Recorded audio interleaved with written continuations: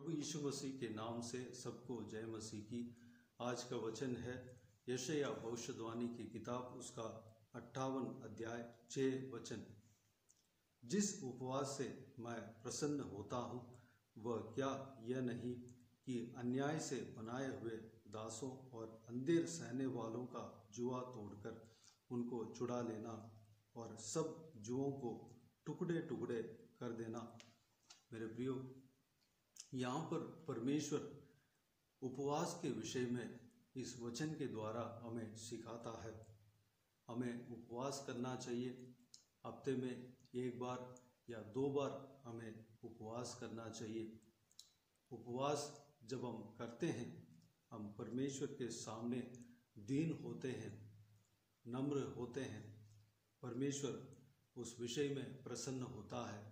जब निनिवे के लोग पाप कर रहे थे, परमेश्वर ने उनको जब चेतावनी दिया, वह उपवास करके अपने आप को परमेश्वर के सामने दीन हुए थे।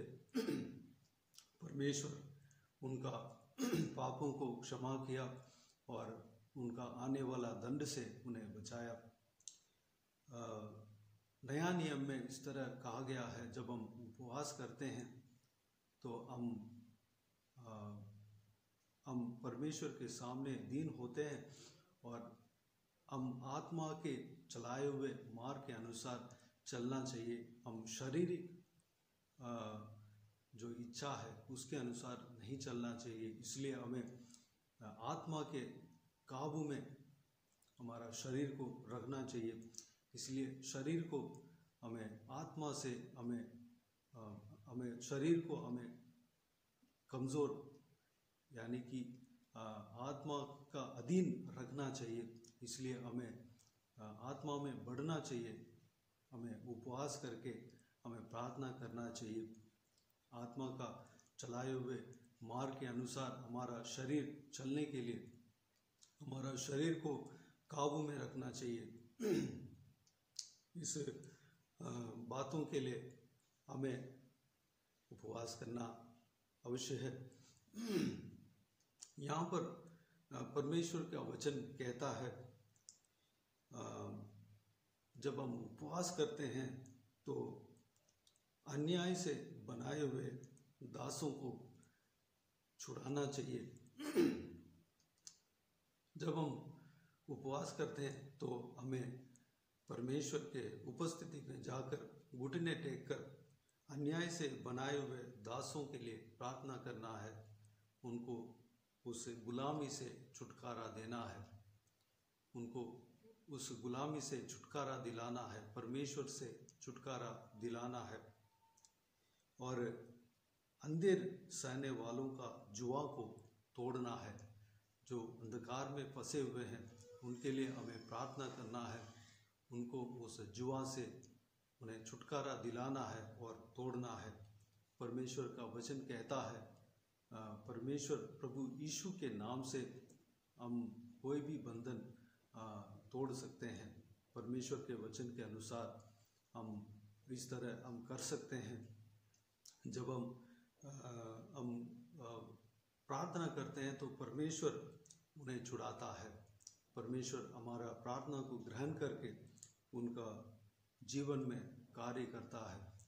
हमें प्रार्थना के द्वारा हमें अंधेर सहने वालों का जुआ को तोड़ना है और उनको छुटकारा दिलाना है, उनको छुड़ा लेना है और सब जुओं को टुकड़े टुकड़े कर देना है। इस चीज़ से परमेश्वर प्रसन्न होता है। हम जब उपवास करते हैं, जो इस वचन के अनुसार हमें करना है। मेरे प्रियो, हम दूसरों के लिए प्रार्थना करना है, उपवास करना है। उपवास में हमें परमेश्वर के आगे नम्र करना है, दीनता के साथ हमें प्रार्थना करना है। प्रभु यीशु के जीव काल में जब उनके चेलों के पास एक दुष्ट आत्मा से पीड़ित हुआ एक लड़के को उनका पापा लेके आता है उसका चेला उस लड़के को, उस बच्चे को जिसके अंदर दुष्ट आत्मा थी, दुष्ट आत्मा से ग्रस्त था, उसको छुटकारा नहीं दे पाते थे। परमेश्वर प्रभु यीशु ने वहाँ पर कहा, यह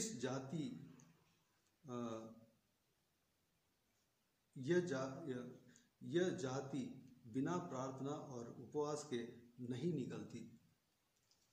हमें कुछ दुष्ट आत्मा है, उनको भगाना है, तो हमें उपवास करना और प्रार्थना करना। उपवास और प्रार्थना के साथ उस दुष्ट आत्मा को जब भगाते हैं तब वो जाएगी। मेरे प्रियो, हमें उपवास करना ज़रूरी है, प्रार्थना में बने रहना ज़रूरी है। जब हम उपवास करते हैं, हमें परमेश्वर के उपस्थिति में हमें रहना है, प्रार्थना करना है, दूसरों के लिए प्रार्थना करना है, अंधेरों में फंसे हुए लोगों के लिए प्रार्थना करना है, उनका छुटकारे के लिए प्रार्थना करना है। जो बंधन में फंसे हैं, नशे में फंसे हैं, पाप में फंसे हैं, उनके लिए हमें प्रार्थना करना है, उनका छुटकारे के लिए प्रार्थना करना है। वह उस पाप से निकलने के लिए वह उनका मन में इच्छा तो रखते हैं, पर वह निकल नहीं पाते हैं, क्योंकि वह उस पाप से बंधे हुए हैं। वह उस बंधन को हमें तोड़ना है। हमें उपवास के साथ ही उपवास और प्रार्थना के साथ उस बंधन को तोड़ सकते हैं। प्रभु यीशु मसीह के नाम से वह बंधन टूट जाएगा, और जो पाप में दास बने हैं और अन्याय से बनाए हुए दासों को हमें छुटकारा देना है। उपवास से और प्रार्थना से हमें उनको छुटकारा देना है। तो आइए मेरे प्रियो, इस वचनों के अनुसार हम चलने के लिए अपने आप को परमेश्वर के हाथों में समर्पित करें। उपवास करना है और प्रार्थना करना है। जिस तरह परमेश्वर का वचन कहता है, उस तरह हमें प्रार्थना में बने रहना है। इस वचनों के अनुसार चलने के लिए अपने आप को परमेश्वर के हाथों में समर्पित करें। आइए हम प्रार्थना में जाएं। स्वर्गीय पिता, दयालु परमेश्वर, आपको धन्यवाद देता हूँ आज का इस बहुमूल्य वचन के लिए। आपको धन्यवाद देता हूँ परमेश्वर।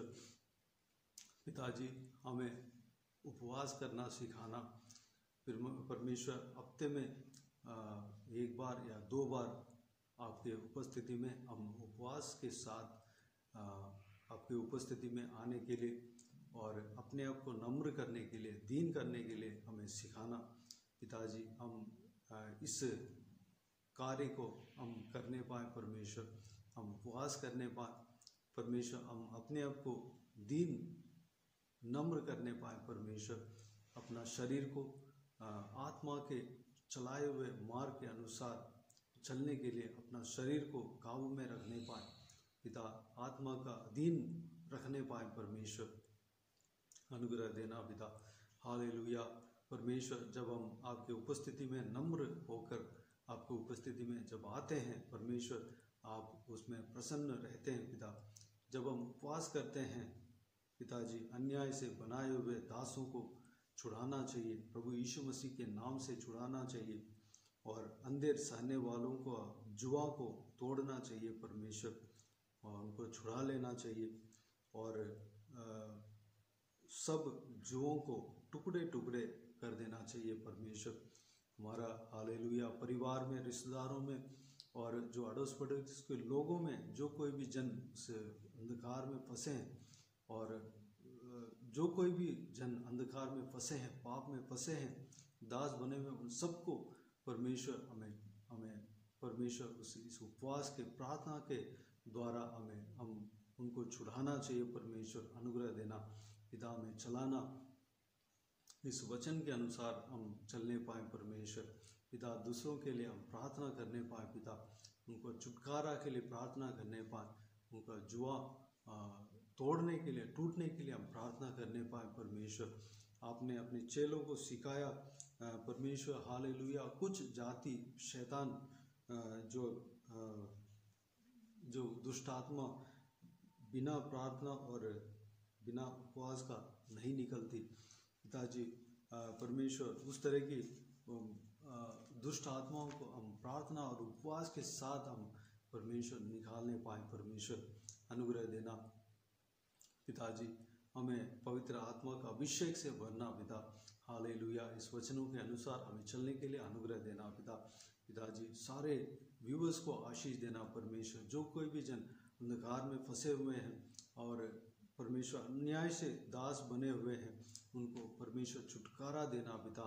उनको परमेश्वर आज़ाद करना परमेश्वर पिता। जो कोई भी जन हालेलुया अंधकार में फंसे हुए हैं, बंधन में फंसे हुए हैं, वो सारा बंधन टूटने पाए प्रभु यीशु मसीह के नाम से। सब छुटकारा पाने पाए परमेश्वर अनुग्रह देना। जो कोई भी जन बीमार है उनको छूकर चंगा करना। जो कोई भी जन जो कुछ भी प्रार्थना का विषय रखा है, सारा प्रार्थना का विषय को आप जानते हैं, उसका उत्तर आप देंगे। धन्यवाद देता हूँ। जो कोई भी जन शादी के लिए प्रार्थना कर रहे हैं, उन्हें शादी कराना। जिनको संतान नहीं है, संतान के लिए प्रार्थना कर रहे हैं, उन्हें संतान का आशीष देना। जिनको नौकरी नहीं है, नौकरी के लिए प्रार्थना कर रहे हैं, उन्हें नौकरी देना।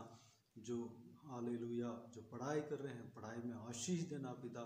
जो एग्ज़ाम लिखने वाले हैं, एग्ज़ाम में आशीष देना परमेश्वर। सही सलामत सही तरीके से लिखने पाए परमेश्वर। सारा जो कुछ भी सीखा है, पढ़ा है, याद रहने पाए, अच्छा सा प्रिपरेशन करने पाए, तैयारी करने पाए। अनुग्रह देना।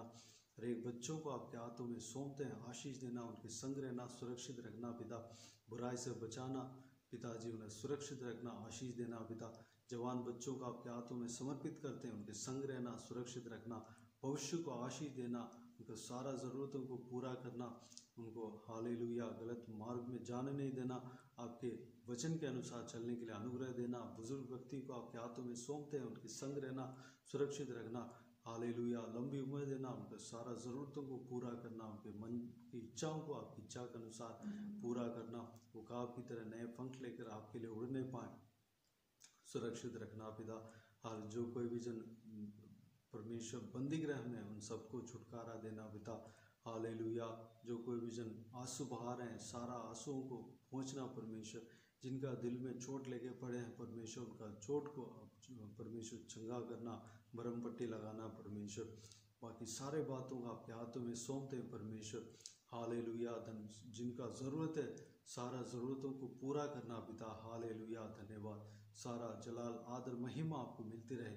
सारा दुआ प्रार्थना को सुना, ग्रहण किया, धन्यवाद देता हूँ। सारा दुआओं को प्रभु यीशु मसीह के नाम से मांगते हैं, सुन और ग्रहण कर। आमीन आमीन। प्रभु यीशु मसीह के नाम से प्रभु यीशु मसीह का आशीष और अनुग्रह हम सभी के ऊपर बने रहें। आमीन आमीन। मेरे प्रियो, इस चैनल को सब्सक्राइब करें और शेयर करें। अगर किसी को भी प्रार्थना का विषय हो तो डिस्क्रिप्शन में दिए हुए नंबर में कॉल करके प्रार्थना करा सकते हैं, या व्हाट्सएप के ज़रिए हमें बता सकते हैं। हम आपके लिए प्रार्थना करेंगे। विशेष करके बुधवार और शनिवार को आपके व्हाट्सएप में वॉइस मैसेज के ज़रिए प्रार्थना करके भेज दिया जाएगा। इस सेवकाई के द्वारा परमेश्वर आपके जीवन में कार्य किया हो, वो भी हमें बता सकते हैं, ताकि हम सब मिलकर परमेश्वर को महिमा दे सके। प्रभु यीशु आप सबको आशीष दे। आमीन आमीन।